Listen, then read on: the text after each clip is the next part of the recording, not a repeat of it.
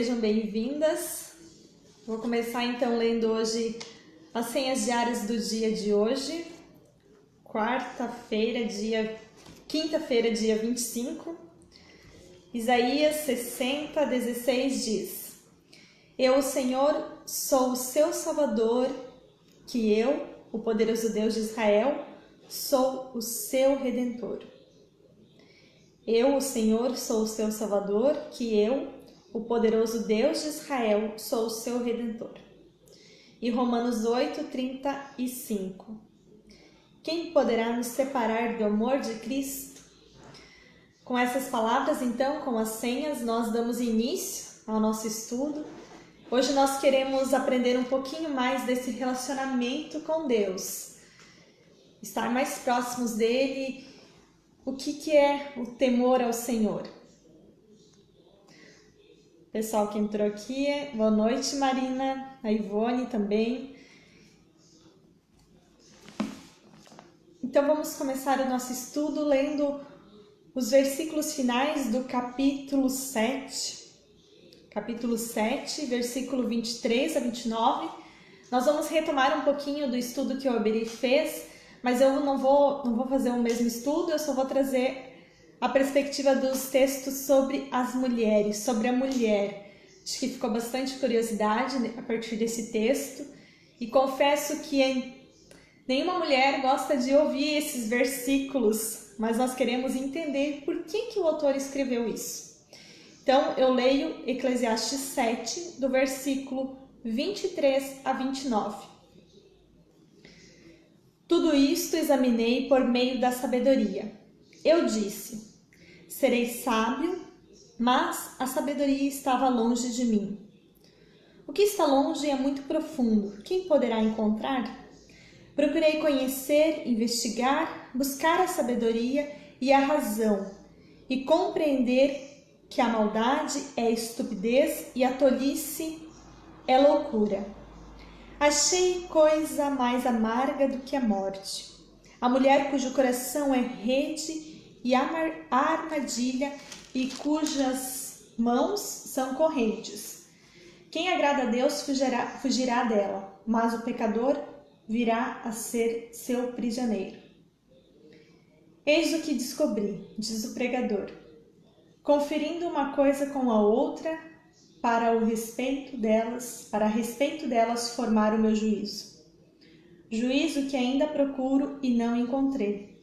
Entre 1000 homens achei um como esperava, mas entre tantas mulheres não achei nenhuma sequer. O que descobri é tão somente isto, que Deus fez o ser humano reto, mas ele se meteu em muitos problemas. Leio ainda o versículo 1 do capítulo 8. Quem é como sábio? E quem sabe a interpretação das coisas? A sabedoria faz reluzir o rosto de uma pessoa e muda a dureza do seu semblante. Então, até aqui o texto final do capítulo 7.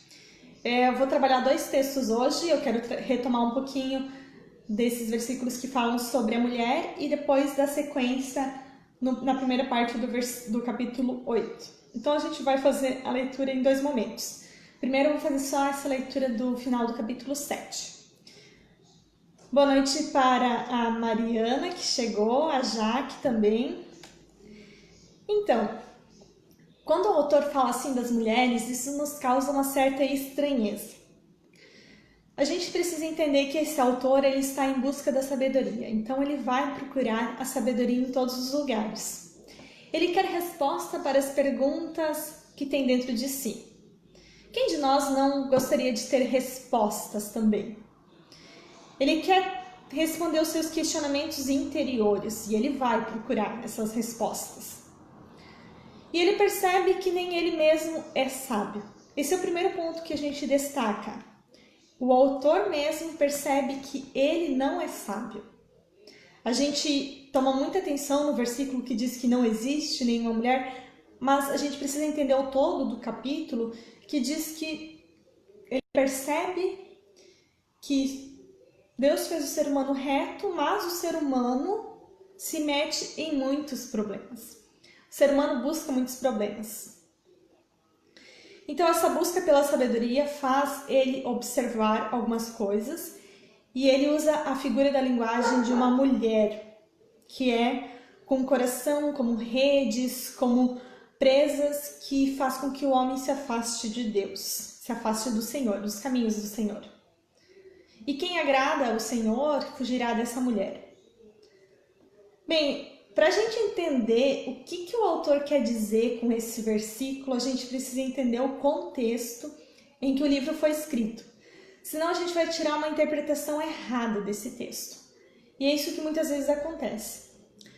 Nós já conversamos aqui no início do estudo que Eclesiastes ele foi escrito numa época em que existia um processo de helenização. Um processo em que o povo grego estava se misturando com os judeus. Então, o que aconteceu? Os judeus, o povo de Deus, o povo separado, sofreu então o exílio.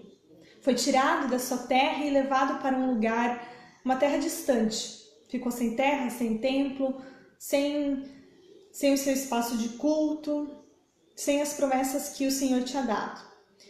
E nesse processo de exílio, então aconteceu que na volta, o Império Romano ele estava com esse processo da filosofia grega muito forte e o povo acabou se misturando com.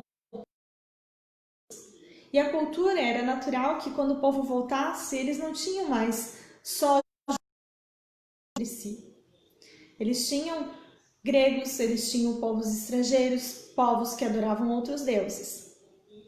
É bem importante a gente entender isso. Talvez você pense, mas isso não tem nada a ver com a Bíblia. Mas é muito importante a gente entender isso e entender qual é o papel da mulher nessa história toda. Então a mulher, ela era vista de uma maneira diferente pelo povo grego. Os gregos, eles entendiam que a mente é boa, o nosso intelecto é bom, a nossa consciência é boa. Então a busca deles era pelo prazer do conhecimento.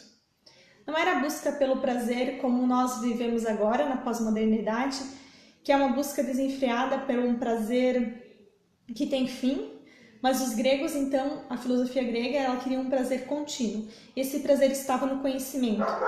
Por isso, eles desprezavam o que era carnal, a matéria, o corpo, e valorizavam o intelecto, a mente. Eles faziam uma separação entre alma e corpo. Não era uma coisa só. Era então separado. E o corpo era ruim, por isso eles não cuidavam do corpo, eles não valorizavam o corpo. Eles cuidavam do intelecto. Tudo aquilo que proporcionava conhecimento era algo bom.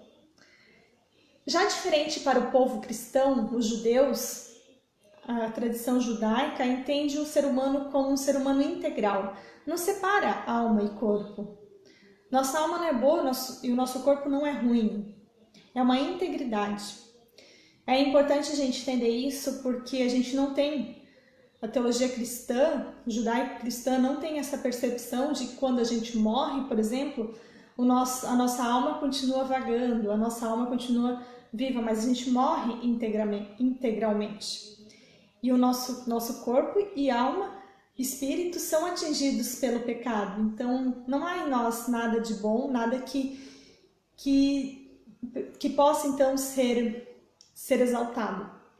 E os gregos, eles entendiam que, sim, a nossa alma é boa e ela precisava se libertar desse corpo que prendia ela. Então, o corpo era uma coisa ruim.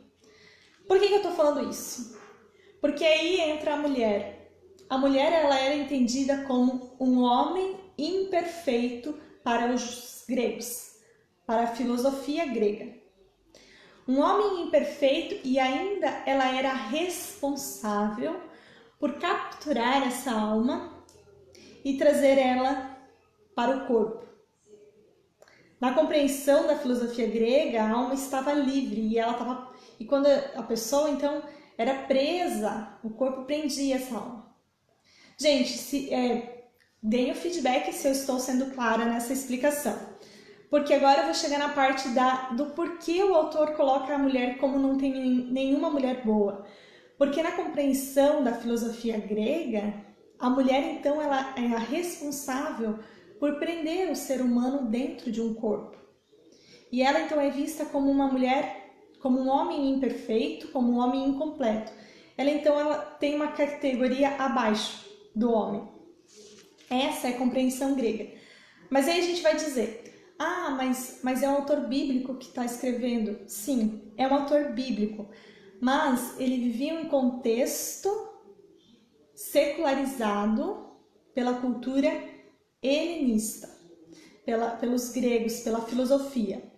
Por isso que nós, até ontem, comentávamos com a equipe de plantação aqui da Caminho, como é importante a gente estar inserido na cultura, mas ao mesmo tempo preservar aquilo que é próprio do Evangelho, para que não aconteça erros, para que nós não nos corrompamos com o Evangelho e levemos a verdade.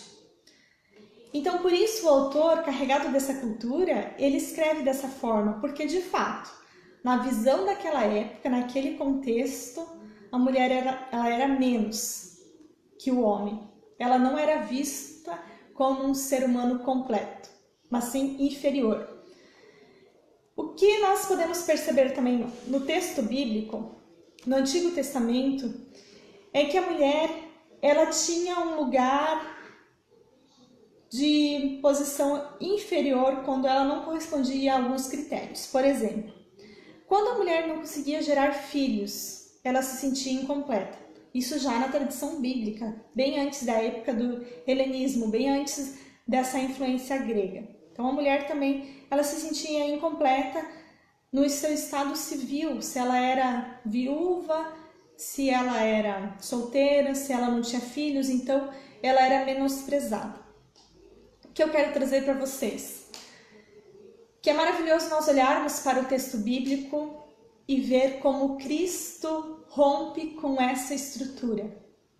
Em Gênesis capítulo 1 e 2, quando Deus cria o ser humano, ele cria homem e mulher da mesma maneira. Cria homem e mulher, imagem e semelhança de Deus. De forma que a mulher venha a ser auxiliadora do homem e assim companheira dele. O texto bíblico nunca vai exaltar a diferença que um é maior, que um é menor. O texto bíblico sempre vai colocar homem e mulher em pé de igualdade. Ambos têm o mesmo espaço, ambos têm o mesmo valor. Mas o que aconteceu na tradição, e por causa da influência grega, esse olhar para uma mulher como inferior, como menos. E a tradição então dos patriarcas também colocou a mulher nessa inferioridade, quando ela não conseguia gerar filhos, quando ela era viúva, enfim. Dessa forma a mulher foi perdendo seu valor. Então é maravilhoso olhar para Jesus e ver que ele traz a mulher para o centro novamente. Não colocando a mulher acima do homem de forma nenhuma, mas dando o espaço que ela sempre teve, trazendo a dignidade a ela novamente. Quando, por exemplo, Jesus conversa com uma mulher, quando ele se senta à mesa com mulheres, quando ele dá voz, quando ele dá direitos. Então, às vezes até era surpresa para os judeus ver Jesus falando com uma mulher. Que ele quer dizer assim, você tem valor, você também é criada em imagem e semelhança de Deus. Você não é menos ser humano. Isso é maravilhoso para nós. Não só para as mulheres ouvirem isso, mas para todos nós. Porque vemos o amor de Deus e como ele vem ao encontro de cada um de nós nesse sentido. Como é para o Senhor trazer então a dignidade de cada um da forma que restaura essa comunhão, restaura essa imagem e semelhança que é perdida ao longo da história, ao longo da cultura, que muitas vezes nos confunde e coloca outra mentalidade para nós. Então o autor ele fala dessa forma, que ele não encontra mulher, mas a gente tem que lembrar que a influência dele é grega, por isso ele fala assim. Mas quando ele observa bem, ele não encontra mulher nem homem. Por quê? Versículo 29 diz, o que descobri é tão somente isto, que Deus fez o ser humano reto, mas ele se meteu em muitos problemas. No fundo, o autor percebe que não há sabedoria em nenhum lugar, nem no homem, nem na mulher. Porque todos nós nos metemos em muitos problemas, todos nós nos afastamos do Senhor. E Cristo vem para restaurar essa imagem, para restaurar essa comunhão. Não sei se ficou claro, a Mara tinha essa pergunta, pediu para explicar bem esses versículos. Mara, conseguiu entender? Então deixe o feedback aí, se ficou clara essa primeira parte dos versículos sobre a mulher. Bem, se não tiver nenhuma pergunta, nenhuma contribuição sobre esse primeiro bloco, a gente passa para os segundos. Boa noite para a Ivete, que está aí também nos assistindo.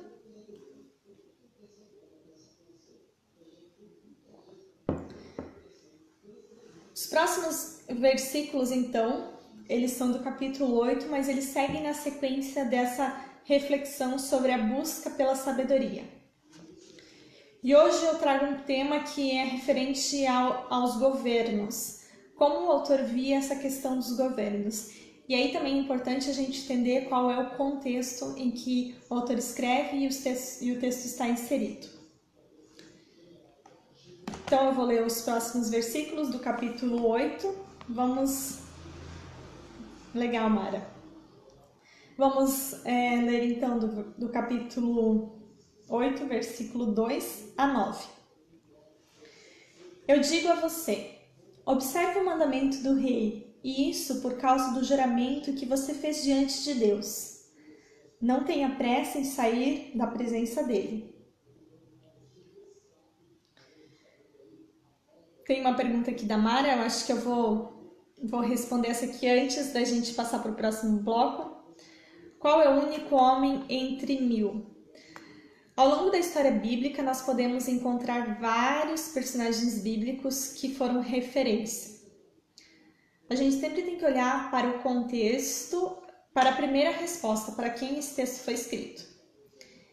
Como esse autor ele se valida do nome de Salomão como autor, porque ele foi um grande rei, nós podemos pensar então como Salomão, como sendo um homem justo. Mas se a gente olhar para a história de Salomão, então nós vamos perceber que Salomão sim foi um grande rei, um homem sábio, mas ao final da sua vida ele teve seus deslizes. Então ele não seria um exemplo perfeito de um homem entre 1000. Ele é então um homem daquele tempo, mas que cometeu seus erros. Agora, se a gente for pensar na Bíblia como um todo, em resposta para o dia de hoje, qual é o único homem entre 1000 que é justo, que não errou? Então a nossa resposta sim é Cristo, porque Cristo, ele como Deus, se fez homem. Ele deixou a sua glória e se fez homem, exatamente para passar pelo que nós passamos, para sentir na pele o que é ser humano. Então ele encarna e vive entre nós, e a partir disso, então, ele sente as nossas dores, os nossos sofrimentos. E ele é, então, o único homem perfeito, Jesus Cristo. Isso aí, Milton. Legal. Vou ler, então, os versículos do capítulo 8, mas se vocês tiverem mais comentários, podem ir colocando, às vezes eles demoram um pouquinho para chegar, né? Versículo 2, então vou retomar a leitura. Eu digo a você, observe o mandamento do rei, isso por causa do juramento que você fez diante de Deus. Não tenha pressa em sair da presença dele, nem insista em fazer o que é mal, porque ele faz o que bem entende. Porque a palavra do rei tem autoridade suprema. Quem pode lhe perguntar, o que você está fazendo? Quem guarda o mandamento não experimenta nenhum mal. O coração do sábio conhece o tempo e o modo certo de agir. Porque há um tempo e um modo para todo propósito. Porque é grande o mal que pesa sobre o ser humano. Ninguém sabe o que vai acontecer, pois quem poderá lhe dizer o que vai acontecer? Não há ninguém que tenha domínio sobre o espírito para o reter, nem tampouco quem tenha poder sobre o dia da morte. Não há como escapar desse combate, e a maldade não poderá livrar os que a praticam. Tudo isso vi quando comecei a pensar no que se faz debaixo do sol. Há um tempo em que uma pessoa tem domínio sobre outra pessoa, para o seu próprio mal. Então esse é a perícope que nós chamamos, né, para o segundo bloco de hoje, né, o segundo texto, que seria o estudo de hoje.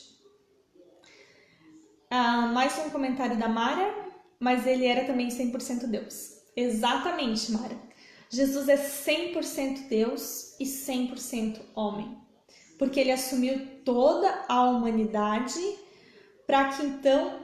Porque se a gente dissesse assim, não, Jesus, ele não foi 100% homem, então ele não sentiria o sofrimento, não carregaria a cruz da forma que foi. Então, sim, ele se despiu de toda a sua glória, assumiu a humanidade, mas não deixou de ser Deus. Mais um comentário, o Alberi fala assim, Mara, mas também 100% homem. Isso aí. Então, ele não encontrou nenhum homem perfeito também.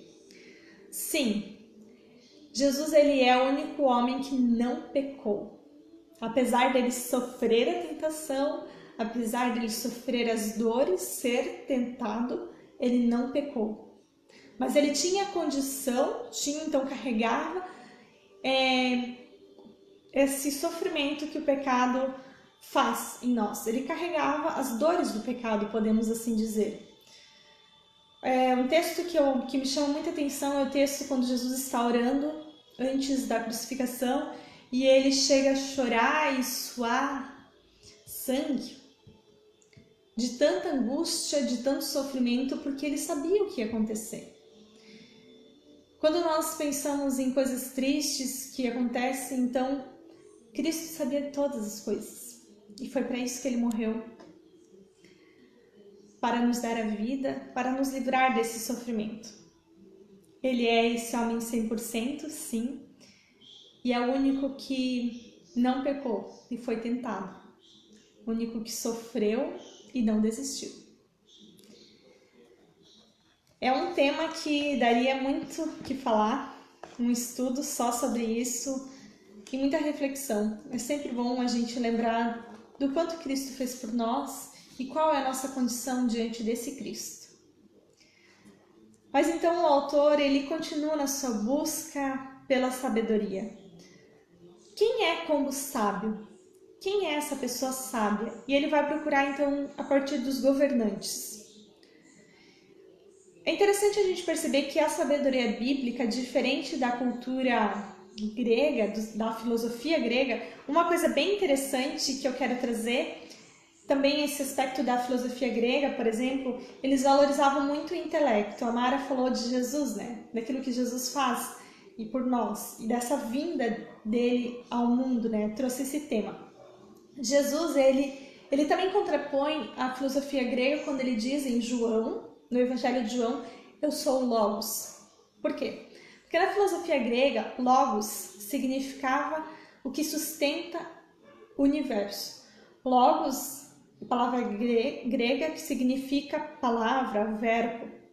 Então, Logos, que significa palavra, verbo, era o que sustentava o universo na compreensão filosófica grega.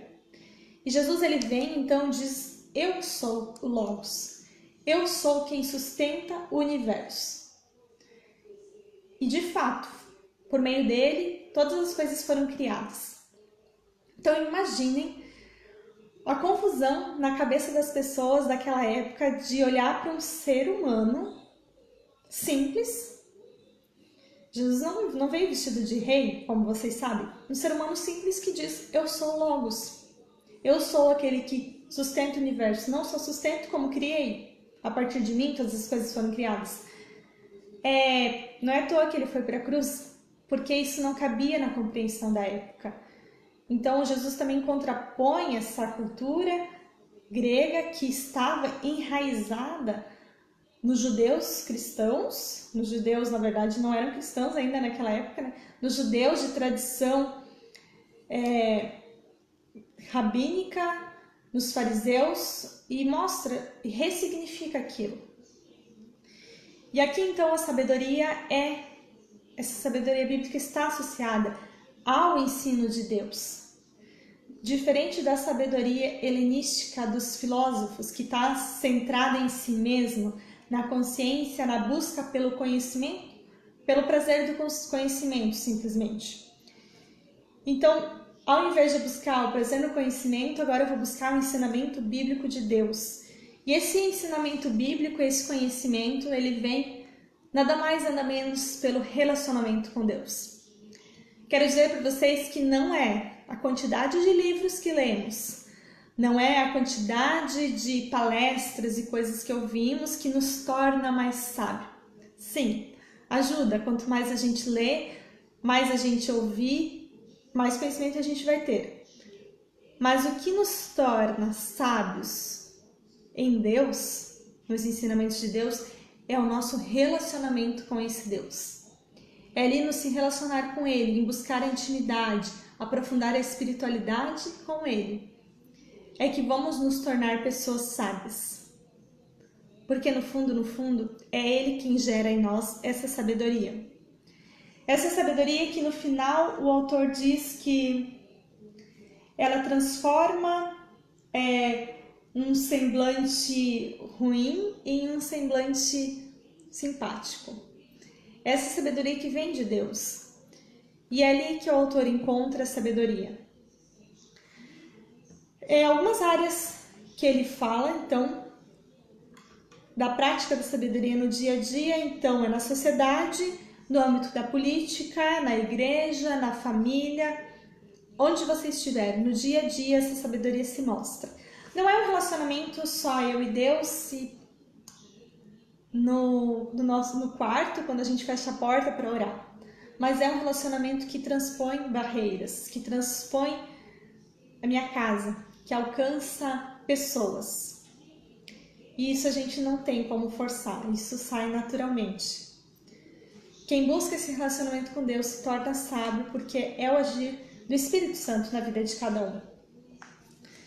Então, essa fonte de sabedoria é Deus, e somente por Ele nós vamos alcançá-la. Somente por meio dele nós vamos viver a integridade.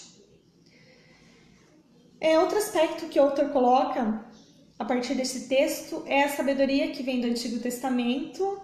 Ela tem a intenção de fazer com que o ser humano ele viva a sua vida direcionada a partir do temor ao Senhor, a partir daquilo que o Senhor instrui. Então o próprio Deus, é esse princípio da sabedoria.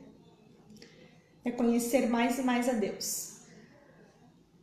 A partir do versículo 2 e 6, então, o autor vai falar dessa postura de sabedoria que a gente transpõe da nossa casa, poderíamos dizer assim, e então, diante dos governos. Como eu me porto diante do governo?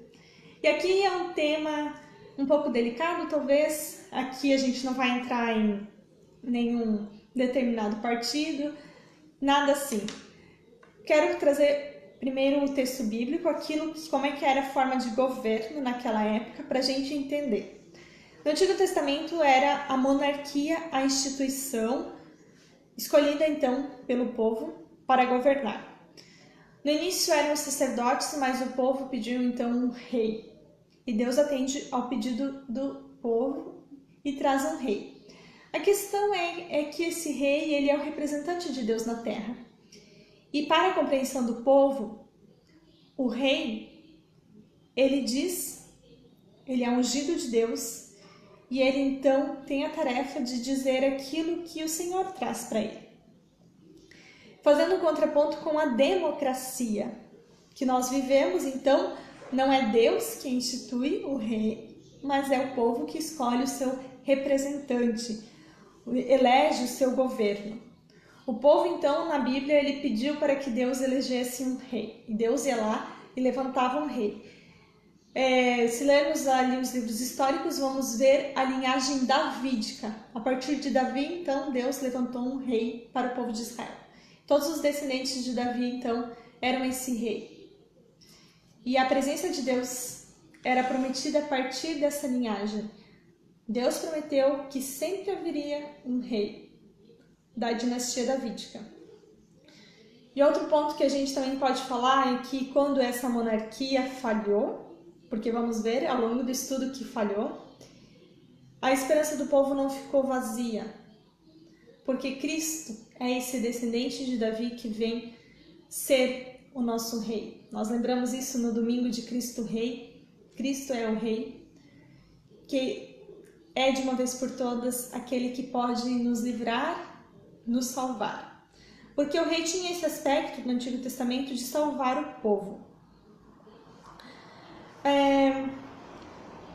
A monarquia, então, no Antigo Testamento, ela vem a partir dos anciãos, das tribos, e a gente vê o período dos juízes, e então chega nos reis. Nos juízes, então, o povo sempre pedia um libertador. É um outro texto bem interessante para a gente ler, o livro de Juízes. Então, o poder era estabelecido pelo próprio Deus a partir de homens. E esses homens, eles tinham a responsabilidade de cuidar do povo em nome de Deus. Existem alguns critérios bem importantes para ser rei. O que se esperava dos reis? Eles eram, então, representantes de Deus e eles deviam ser escolhidos pelo próprio Deus, conhecidos entre o povo, não podiam ser corruptos, não enriquecer de forma gananciosa, buscar a sua própria riqueza, deveriam zelar pela família, segurança, ser tementes a Deus e seguir as leis e os mandamentos de Deus. Mas o que acontece ao longo dos textos bíblicos, nós vamos ver que poucos reis, ou podemos falar 3 reis apenas, foram reis que honraram a Deus e foram reis segundo o coração de Deus. Ezequiel, Josias, Davi foram reis segundo o coração de Deus. Os outros reis faziam o que era mal diante do Senhor. Levavam o povo a pecar, levavam o povo a se misturar com outros povos, levavam o povo à idolatria, tinha corrupção, diversas formas de menosprezar as pessoas sofriam injustiças, e assim, Deus não se agradava desses reis, mas mesmo assim eles eram tidos como reis instituídos por Deus, apesar dos erros. Então aqui a gente também pode destacar como o coração humano ele se desvia, como o coração humano se deixa levar pela própria ganância, por aquilo que são seus desejos. Então, o aspecto que o autor fala de sair depressa da presença do rei, não saia depressa, quer dizer, tem muito a ver com desse reconhecimento da autoridade do rei.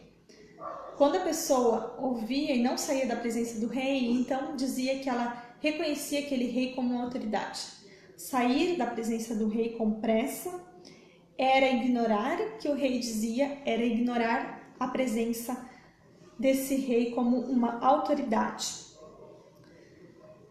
Então a nossa responsabilidade, ela é antes de mais nada com o próprio Deus. E mesmo assim, a responsabilidade de cada rei era diante do próprio Deus. Isso nos mostra que, independente do que aconteça, independente de onde estamos vivendo, a responsabilidade de cada um de nós é diante de Deus. Os profetas, eles não ficavam calados, eles mostravam para os reis aquilo que eles estavam fazendo de errado. Temos um comentário aqui do Alberi. Mara, entendo que o pregador não encontrou antes dele e nem no tempo dele algum homem que fosse justo, mas creio que inspirou e inspira os escritores bíblicos é o próprio Deus por meio do Espírito. Por meio do Espírito. Nossa, é bem comprido. Deixa eu achar aqui por meio do Espírito Santo. As Escrituras só existem para revelar Deus a nós e elas apontam para Cristo, o Deus que se fez homem. Assim, creio que o próprio Espírito inspira o pregador a dizer que sim a um justo e aponta para Cristo. Então é como se o pregador falasse profetizando e já dá como um fato, pois se Deus determinou, acontecerá. É como quando Abraão diz: Deus proverá um cordeiro, referindo-se a Cristo. É isso aí mesmo, Beri? Essa referência que a gente sempre encontra de Cristo, independente do texto bíblico, toda a Bíblia vai apontar para Cristo. Até mesmo os textos do Antigo Testamento, a gente vai encontrar Cristo neles. Mas a gente não pode esquecer que esse texto ele foi escrito em uma época e em um contexto.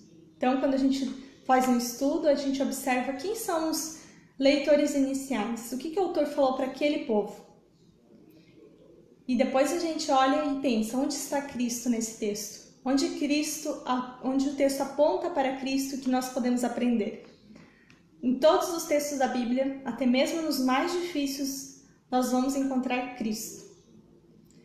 E assim, quando a gente olha para o início, a gente aprende ensinamentos daquela época. O autor ele olha para o sábio Salomão. Mas como eu disse, ele pecou em muitos aspectos. Ele foi injusto, sim, mas teve seus erros. Agora, quando a gente olha para o texto que aponta para Cristo, então a gente encontra o único homem justo. Muito legal essa contribuição. Então, agora os próximos versículos que o autor traz é o versículo 7 e 8 que eu quero destacar. Ninguém sabe o que vai acontecer, pois quem poderá lhe dizer o que vai acontecer?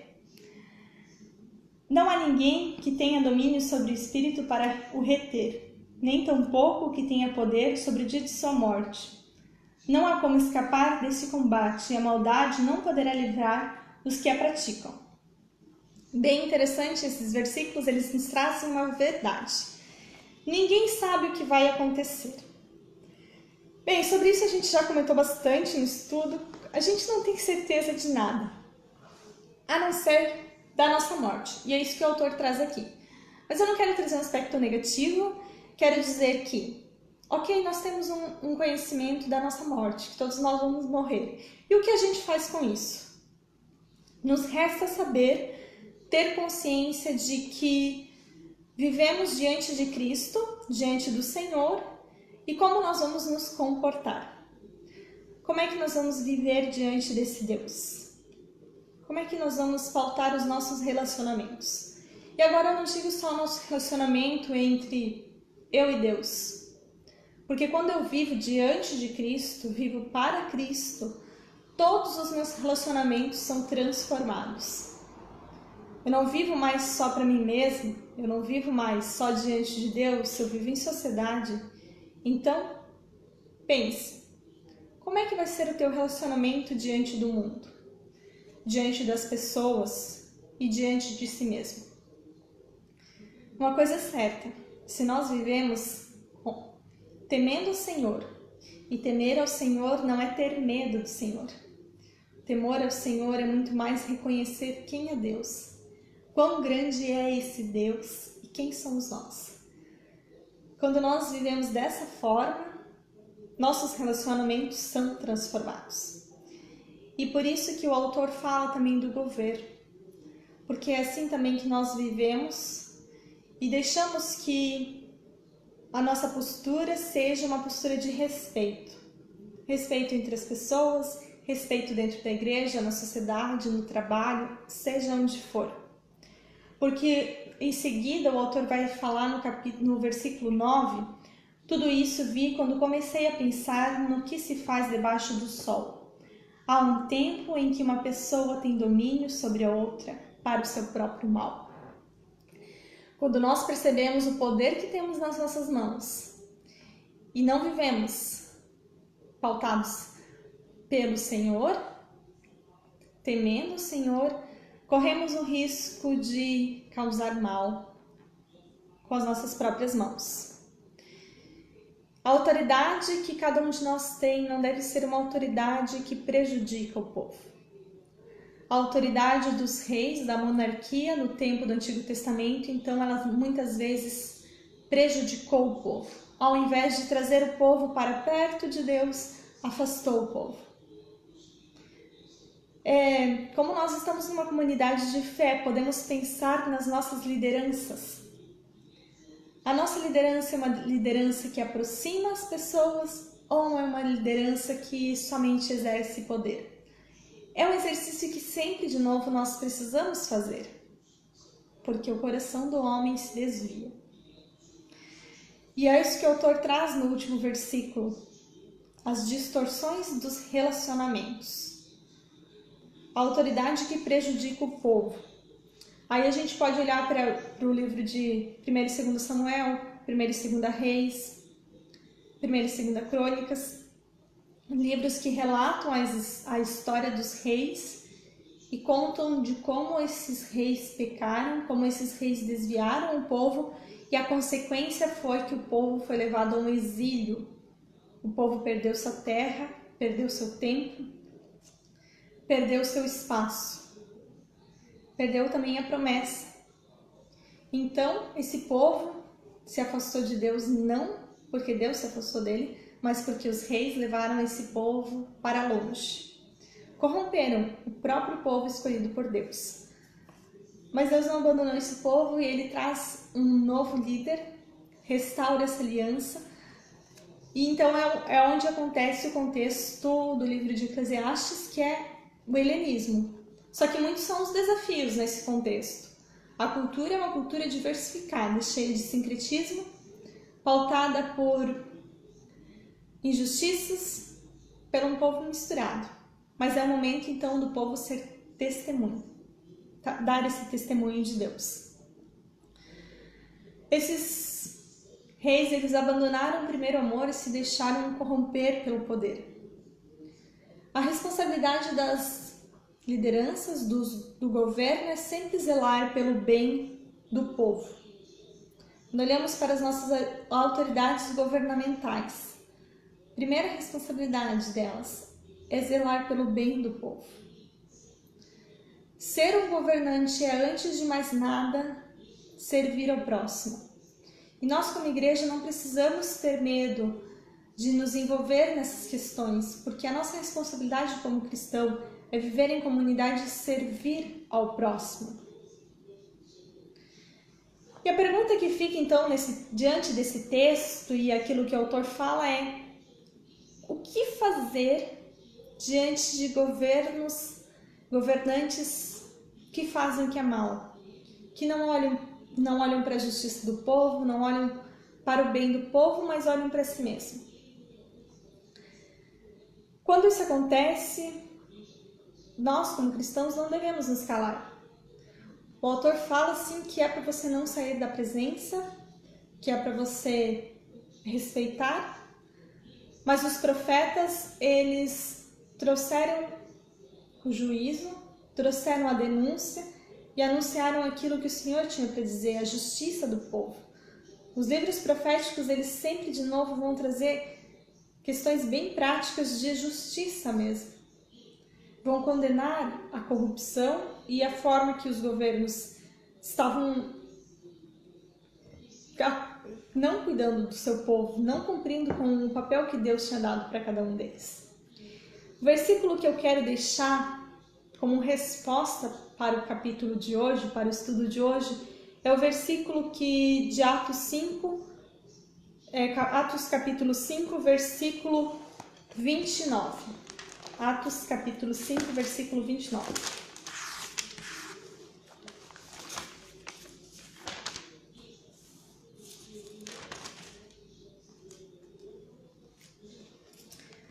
Vai dizer assim: então Pedro e os demais apóstolos afirmaram: é mais importante obedecer a Deus do que aos homens. Texto do estudo de hoje foi escrito por um colega meu da faculdade, Marcelo, e eu gostei muito de uma frase que ele escreveu e eu quero compartilhar com vocês, porque esse texto ele nos traz muitos questionamentos de como nós devemos agir e se devemos ou não ser passivos, o que devemos fazer diante das injustiças que enxergamos?